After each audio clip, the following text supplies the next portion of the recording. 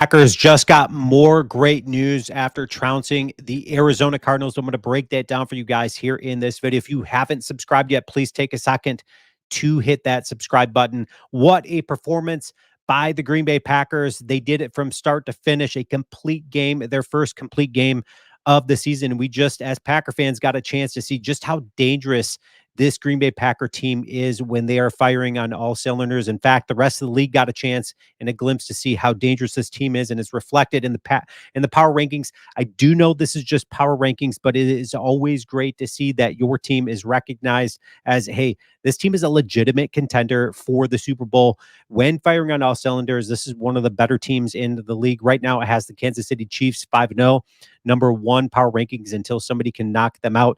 And the Minnesota Vikings 5-0, you have to give them the props due. They are number two on that list. And keep in mind, this is without TJ Hawkinson. And so once they get him back, that's just going to be more of a weapon on offense for that Minnesota Viking team. And they're going to be looking to get Aaron Jones back here, who is hurt. He's probably going to be out for another 1 or 2 weeks. But this is a very good Minnesota Vikings team who faces the Detroit Lions, who's number 3 on the power rankings as it stands. The Detroit Lions demolished the Dallas Cowboys yesterday. This is a depleted Dallas Cowboy team, but they went into Dallas and they got revenge on last year's game when they kind of got gypped at the end of the game. The Detroit Lions, of course, are a legitimate contender, showing everybody that the Houston Texans, number 4 ranked on this list. The Packers do play. It's kind of interesting. You got the number 2 Vikings playing the number 3 Lions, and you got the number 4 Texans playing the number 6 Green Bay Packers. The Packers ranked 6 in the power rankings as it stands right now, and they're going to be facing CJ Stroud, so they're going to have their hands full. But let's take a look at their performance yesterday. Let's take a look at the numbers. The Packers winning this contest very handily, very easily. Could have been worse than what the score looks like. 34-13. They played a complete game.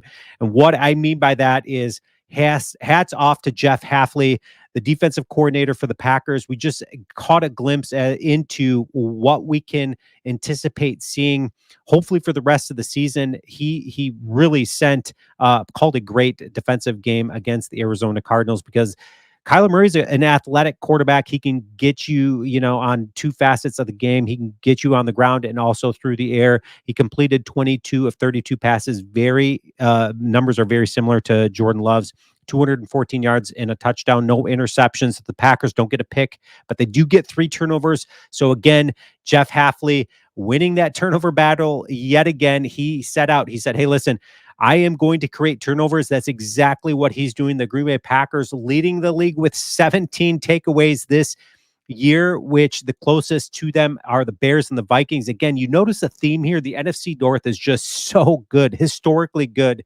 And I think they're going to continue doing that for the rest of the year. But 13-13 for the Bears and the Vikings in takeaways. The Packers have 4 more than them, almost averaging 3 a game through 6. The Packers have 17 takeaways. That is absolutely ridiculous. Kyler Murray, again, completing 22 of 32, only 14 yards rushing on 7 attempts out there. So the Packers defense are keeping the athletic quarterbacks that can kill you in 2 facets at bay. They haven't gotten killed yet by an athletic quarterback out there. You had Jalen Hurts, you had Richardson, and then you had Kyler Murray. None of them killing the Packers on the ground game. So the Packers doing an excellent job of doing that. And a lot of Kyler Murray's 214 yards came off of check down passes. As you can see, McBride, eight catches for 96 yards. He had a lot of yards after the catch. So McBride getting it done. Their leading receiver at 96 yards. Let's take a look at the Packers. Jordan Love, again, 22 of 32, 258 yards, 4 touchdowns. He had an interception there. Bo Melton slipped on the play, but that easily could have been a flawless game. He had a passer rating of 119. He looked super, super good. Jordan Love is a legit quarterback. I know there's a lot of people out there, still some doubters that are just like, I'm not sold on Jordan Love. I don't think this dude might be as good as what a lot of people are thinking, or even what the Packers paid, but he is legitimately that good. He looks exactly, if you watch his him in the pocket and his footwork and all of that. He looks reminiscent to Aaron Rodgers. We all know how good Aaron Rodgers is. Josh Jacobs, 18 carries, 62 yards. A little bit underwhelming performance there, but he had a couple of breaks in the game. Emmanuel Wilson, of course, did it again. And we're going to be getting Marshawn Lloyd back. He can return as early. They can start the practice window as early as this week, but no need to rush him back at the moment because Emmanuel Wilson's getting it done too as a number two back. Josh Jacobs, 18 carries, 62 yards. He looks good though. This is a dude that can kill teams, and so defenses have to account for it. And then Jordan Love is just going to benefit from that. Let's take a look.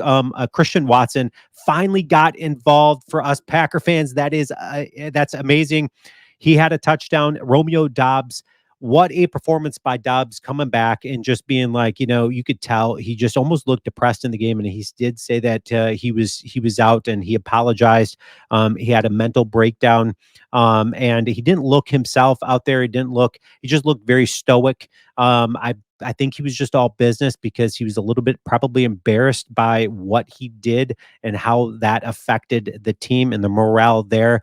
But the team rallying around them. So what a leader in Matt LaFleur to rally the troops around and supporting Romeo Doubs. He comes out with what a performance. 3 receptions, 49 yards, 2 touchdowns. Jaden Reed, of course, getting it done, 6 for 28 and a touchdown.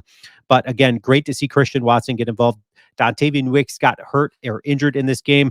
Really no need to rush these receivers back because we've got so much depth at the wide receiver position.